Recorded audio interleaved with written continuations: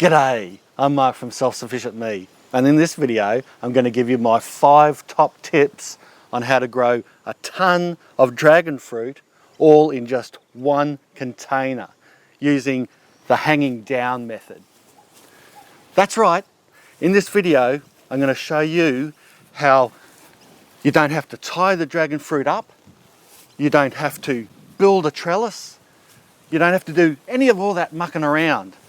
Just sit it up like this and let it hang down like giant octopus arms. And you won't believe how easy it is. So let's get into it.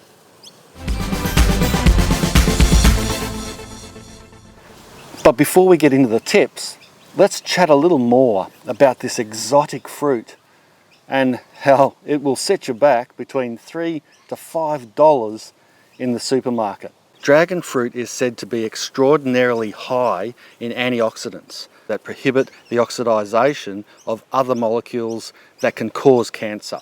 Also, the fruit contains phytonutrients plus omega-3 and 6 fatty acids that help keep the heart healthy. Best of all, the fruit tastes great. And how awesome does it look? Now let's get into the tips. Tip number 1, plant selection. The most common question I get from people wanting to grow dragon fruit or growing dragon fruit is, why isn't my plant producing? Well, there's a lot of reasons for this, but the main reason is simply the type of plant that they're growing. Buy a cutting rather than a seedling, because cuttings grow faster and they fruit faster than seedling plants do. Buy a plant that is a recognized good producer. Ask the seller, does this variety of dragon fruit flower and set fruit easily? Does it need to be hand pollinated? And if so, that's okay, but just realize hand pollinating dragon fruit flowers can be fickle and difficult as timing and technique are critical. It's best to grow varieties known for easy fruit set rather than having to hand pollinate. Now a real bonus tip on pollination. This is totally anecdotal, but over the years I've realized a direct link between ants and successful fruit set. In other words, the more ants around, the better chances of the flowers getting fertilized. So where possible, don't discourage ants around or on the plant. This plant here has an ant's nest right in the base, and you can see them coming in and out. Tip number 2, positioning. Dragon fruit are actually a cactus, but it doesn't mean they like growing in the desert or on rocky outcrops. They are actually a tropical plant liking the rainforest and plenty of rainfall. If you put one of these near a large tree, it'll grow right up to the top, up to 10 or 20 meters before it starts branching out.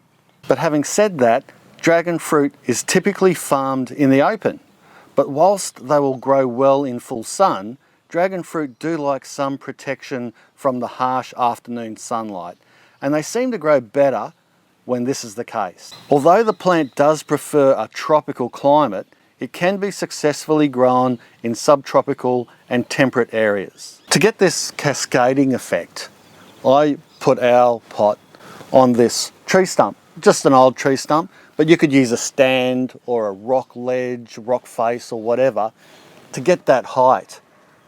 And then you let it grow down, and this does 2 things. It makes it easy to harvest, and it also enables you to just let it grow its own way without having to do too much maintenance to the plant, like you would if you were growing it on a trellis, for example. Tip number 3, container. Dragon fruit vines love growing in containers, but there are a few things you should know. First of all, size. Dragon fruit will grow well in the smallest of containers as long as it's given sufficient water. However, larger pots, at least 40 centimeters or a foot across, are best and will give the plant sufficient root room for good top growth and better fruit production.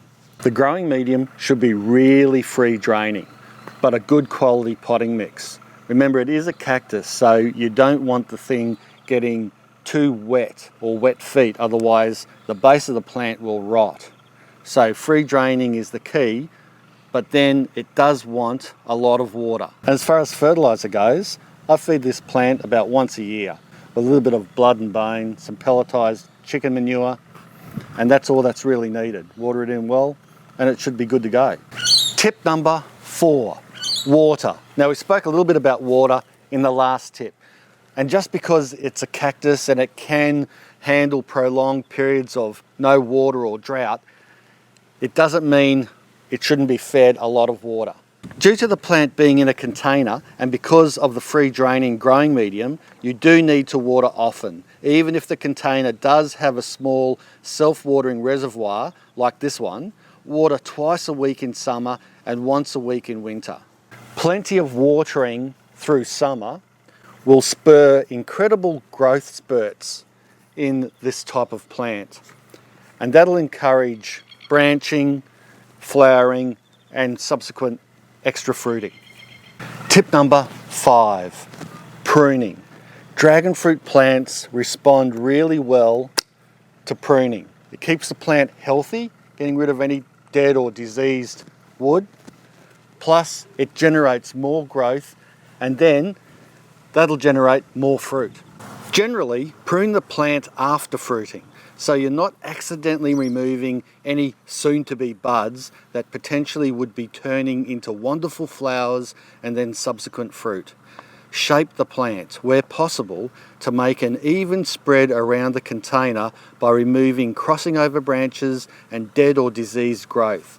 And giving a bit of room between each branch will help with airflow and limit disease. Dragon fruit vines grow fast, so don't worry if you make a mistake or prune over it. It won't take long to grow back. And that's it. Those are my 5 top tips on how to grow a ton of dragon fruit on one vine in just one small container like this. Remember, plant selection, position, container, water, and pruning. Do those 5 things right, and you'll grow a ton of fruit just like I have here. If you'd like to know more about dragon fruit growing, I've written one of the most read blogs and articles on dragon fruit growing on my website. The link is in the description below. I encourage you to go there and visit it. Don't forget, if you haven't subscribed to the channel, do so. If you've got any questions or comments you'd like to make, whack them down below. Give me a big thumbs up. Thanks a lot for watching. Bye for now. And fertilizer, I feed this plant once a year with a little bit of blood and bone, and also a bit of chicken manure or